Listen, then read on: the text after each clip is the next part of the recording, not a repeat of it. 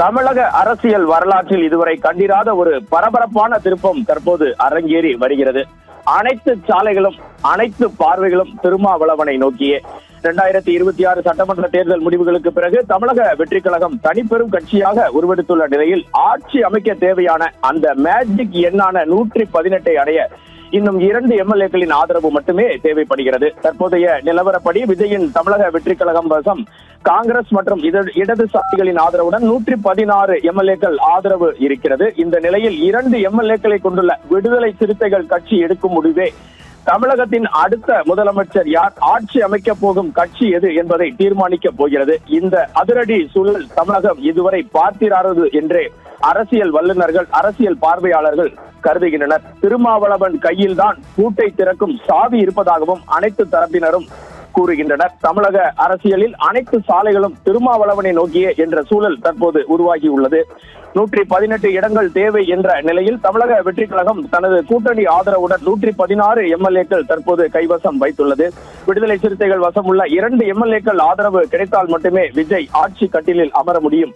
இதனால் கோட்டைக்கு செல்லும் பாதையை தீர்மானிக்கும் சக்தியாக திருமாவளவன் மாறியுள்ளார். திருமாவளவனின் நகர்வு எப்படி இருக்கும் என பல்வேறு தகவல்கள் அரசியல் வட்டாரங்களில் வெளியாகிறது. அதிகாரத்தில் பங்கு என்ற கோரிக்கையை விடுதலை சிறுத்தைகள் முன்வைத்து நீண்ட காலமாக முன்வைத்து வரும் நிலையில் ஆட்சியில் பங்கு, அதிகாரத்தில் பங்கு என்ற கோரிக்கையை விஜய் ஏற்றுக்கொள்வாரா என்ற மிகப்பெரிய $1 மில்லியன் கேள்வி எழுந்துள்ளது. ஒருவேளை ஆதரவு அளித்தால் தமிழக வரலாற்றிலேயே முதல் முறையாக விடுதலை சிறுத்தைகள் கட்சிக்கு துணை முதலமைச்சர் பதவி அல்லது முக்கிய அமைச்சரவை பொறுப்புகள் வழங்கப்படலாம் என அரசியல் ஆர்வலர்கள் தொடர்ந்து கருத்துக்களை தெரிவித்து வருகின்றனர்.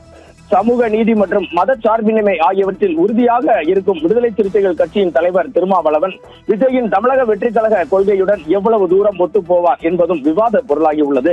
ஏற்கனவே இடதுசாரிகளும் விடுதலை சிறுத்தைகளும் சேர்ந்து எடுக்கக்கூடிய முடிவுகள் பல்வேறு கட்டங்களில் தமிழக அரசியல் பார்த்த நிலையிலும் இடதுசாரிகள் ஆதரவு தெரிவித்துள்ள நிலையில் விடுதலை சிறுத்தைகள் கட்சியும் இணைந்தால் அது ஒரு வலுவான மதச்சார்பற்ற கூட்டணியாக பார்க்கப்படும் என்ற கருத்தும் தமிழக அரசியலில் முன்வைக்கப்படுகிறது.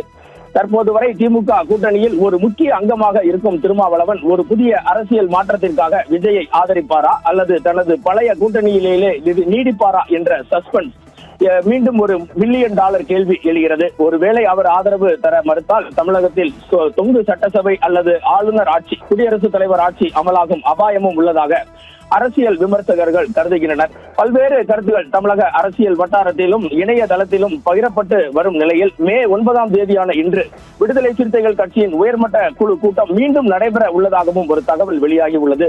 இதில் எடுக்கப்படும் முடிவே விஜயின் தமிழக வெற்றி கழகம் ஆட்சி அமைக்குமா அல்லது தமிழக அரசியல் மீண்டும் ஒரு குழப்பத்தை சந்திக்குமா என்பதை தீர்மானிக்கும்.